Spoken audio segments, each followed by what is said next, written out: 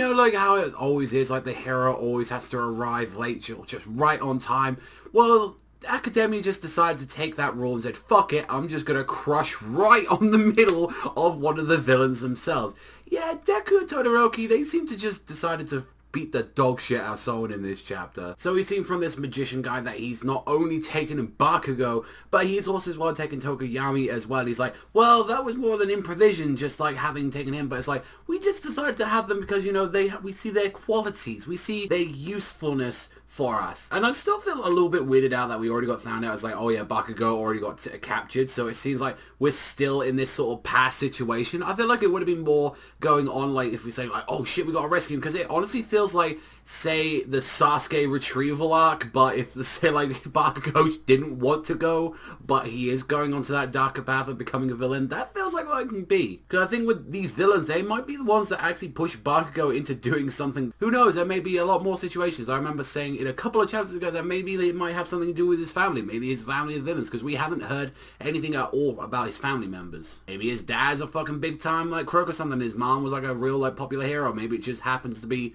something else entirely. So they pretty much say, like, oh, we got what we needed, we're getting out of here, all villains meet up with the recollection points, and Deku's like, nah man, we can't do this. And this is the things, like, when like everyone else, like, we had that stupid motherfucker with like the laser belt kind of like quirk, like I never liked him. He's there singing like Dabi and all them, and it's like, oh yeah, we should get out of there, we should like jump and all that. It's like, oh, but the gas is gone. It's like, well, someone fucked up now, didn't they? And it's like, he's just literally there hiding. He's like,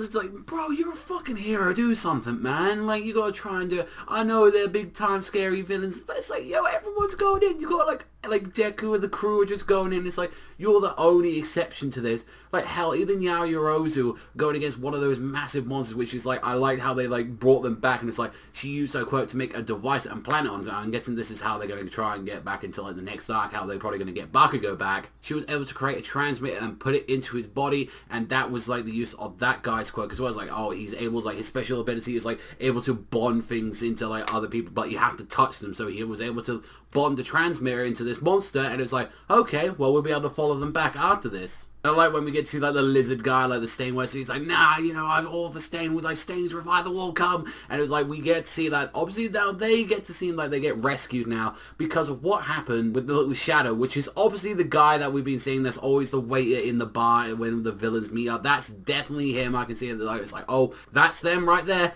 gonna get rescued. So we're probably gonna see a lot more of them in the future. They literally haven't done too much apart from like Deku's like the only one that's been able to take one of the villains out probably permanently. We don't know if that little gas man is going to be actually come back or if he's going to get jumped or something. Like, who knows if they're going to rescue him at all. So far, it's like from what we've seen where it's like we've only got 2 of the villains that are actually down, and meanwhile like a lot of the heroes are either down, injured, too scared to fight, or even worse. How they're like, Uraraka, Deku, all of them make a great plan of saying like, okay, you need to make us lighter. You're gonna make us a lot lighter than what we originally are. Then Suyo, she's gonna go and get her tongue. She's gonna use that shit, fly us maximum strength, so we're gonna fly all over the forest and try and go after where they're at. And big man Shoji, you're gonna be the kind of one using your arms. You're gonna be the director. You'll be able to balance this thing nice and easy. And it's like him and like Todoroki, they all arrive, and this is the thing. It's like they're like, oh yeah, no, we're all good, man, we're all good. And they fucking land on the guy, on the magician. I'm like, that's a bit much.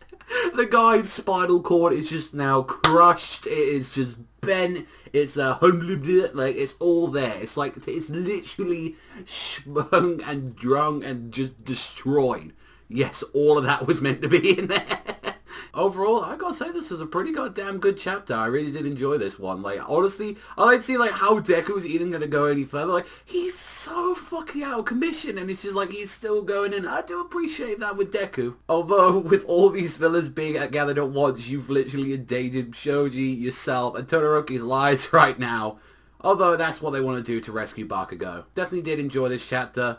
It felt more like it was setting up for like the next arc more than it was anything, but whilst trying to keep the whole current pacing of the arc as well, as like, I still like, even though it's like, and I keep saying it's like, we really wish we didn't get to see that whole thing of Bakugo actually getting captured. It should have happened now, and I feel like there'd be a bit more suspense because we already know the kids are going to fail. I believe like a 7.5 to like near an 8. I thought it was a really good chapter this week, but let me know what you think in the comment section down below. What did you think of this chapter of Academia?